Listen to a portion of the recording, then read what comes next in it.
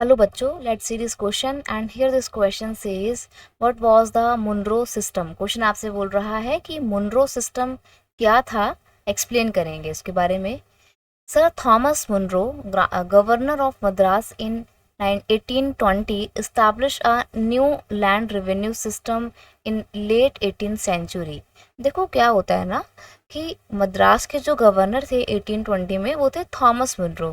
तो Thomas Munro land revenue collection से related एक सिस्टम के बारे में सोच रहे होते हैं, तो वो एक नया सिस्टम लेकर आते हैं।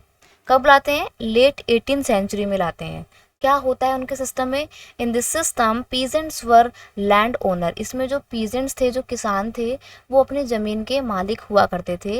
And they had ownership right. तो जब वो उस ज़मीन के मालिक हैं तो ज़मीन के ऊपर जितने भी मालिकाना हक होंगे वो किसके होंगे? वो भी पीजेंट के होंगे, उनको मिलते थे वो right. The taxes were directly collected by the government from the peasant. अब सरकार खुद डायरेक्ट जाकर पीजेंट से ही टैक्स वसूला करती थी इस सिस्टम में।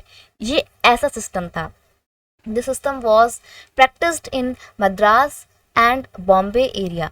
तो ये सिस्टम जो है वो शुरू में तो मद्रास और बॉम्बे प्रोविंस में लाया जाता है, लेकिन धीरे धीरे ये पूरे साउथ इंडिया में प्रैक्टिस किया जाने लगता है। अच्छा बच्चे, एक और बात आप यहाँ पे ध्यान रखेंगे, मुनरो सिस्टम को एक और नाम से जाना जाता था, वो था रियोटी सिस्टम। ठीक है, रेत वाले सिस्टम।